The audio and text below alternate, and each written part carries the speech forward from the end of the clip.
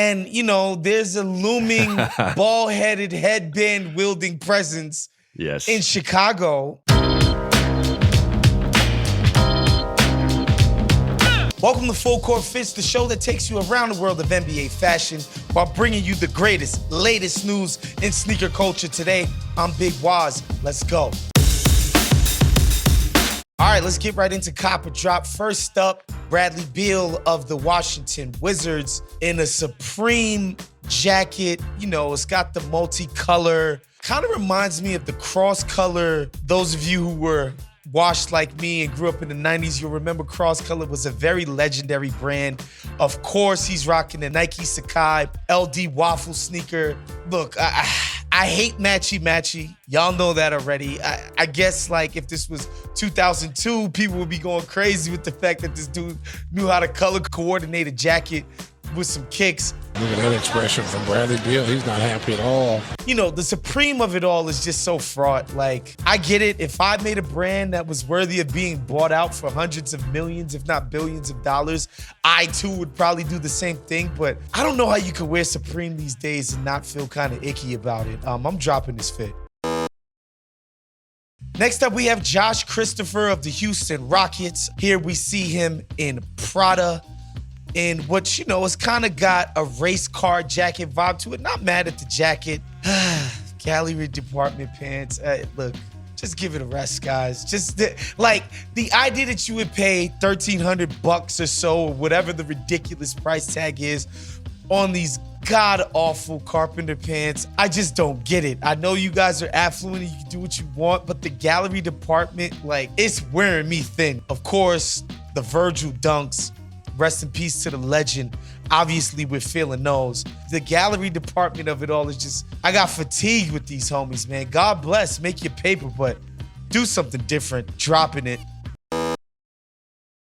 And last, but absolutely certainly not least, Kevin Love, who is, in my personal top 2 or 3 guys in the league as far as his personal aesthetic, because 1, I'm washed, and 2, Kev Love is never doing too much. He always looks nice, neat, and more importantly than anything for people watching at home, his look is the most attainable of NBA guys while also being fashion forward and chic. Rocking the Aimé Leon Dore. Y'all know I'm a Queens native. Teddy Santis, founder of Aimé Leon Dore, another Queens legend. If you guys can name me a brand that's doing it better on the streetwear tip than Aimé Leon Dore right now, go ahead, I'm all ears. White on whites on the feet. You see the corduroy pants. Kev Love, I'm copping. Let's go. One of my closest homies in the whole NBA media, Jovan Buha, beat writer for The Athletic of the Los Angeles Lakers. Welcome to the show, my brother. What's good, man? Thanks for having me on. We had to have you on because the Lakers are a whole mess. So I wanted to talk to somebody who's plugged in. You're obviously on the road right now. I want to start off with the most obvious problem of the season so far. The NBA's best defense, the previous 2 regular seasons, is now god-awful. What's happening, Yovi? Well, they remade the roster. I think after how poorly they shot the ball against the Suns in that first round series, they shot 28%. The end of that series was basically just Phoenix is like, we're going to dare you to shoot and you guys can't make shots. So I think the Lakers identified that problem and went out and tried to get Malik Monk, Wayne Ellington, Carmelo Anthony, guys who can actually shoot 38, 40%. They solved one problem and created another one. Now they have a bunch of guys who can't defend. They've just had to kind of remake themselves entirely this season.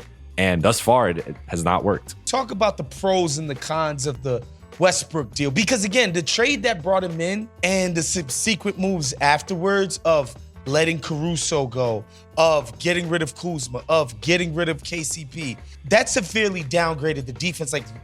Bringing Russ in is a big reason why the defense stinks. What's the Westbrook experiment been so far? Still very early on in the process.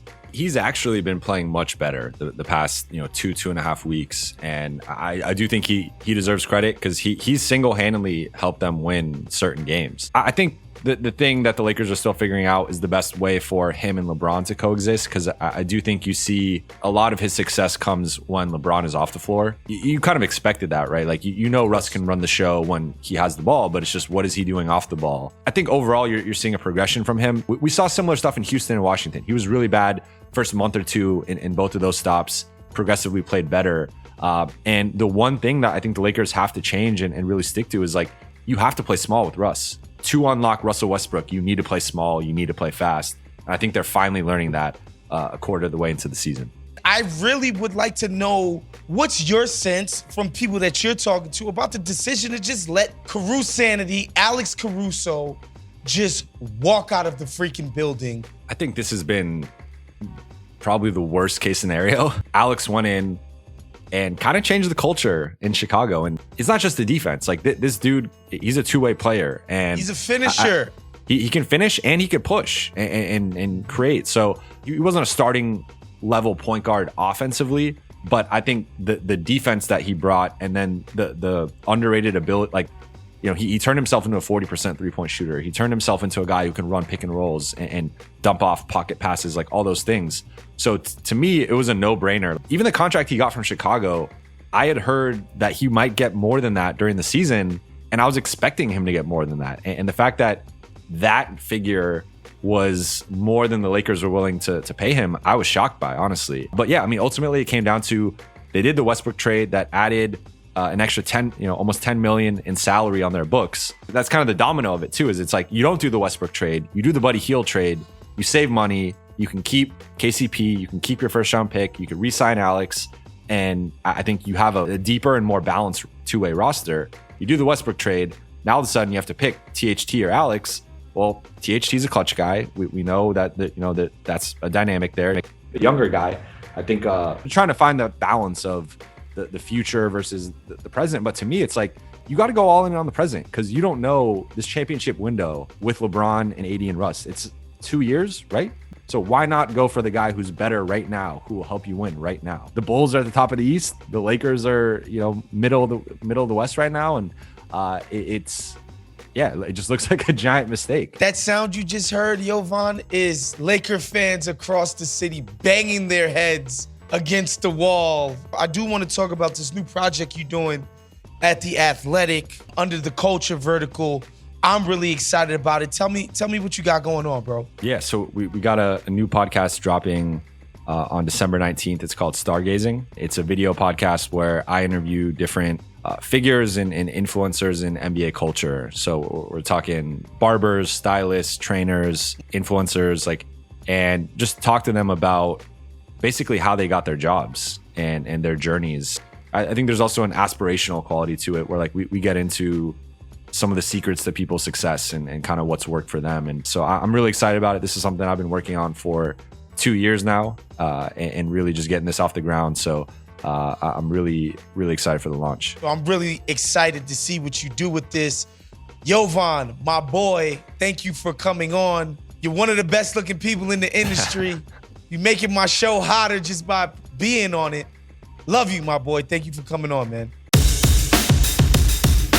Nike just released the latest images of their Nike Zoom GT Jump, this time in a gray colorway that evokes the Air Mags, little bit of Yeezy 2s on the midsole. I'm really, really feeling this. This is part of Nike Basketball's Greater Than series.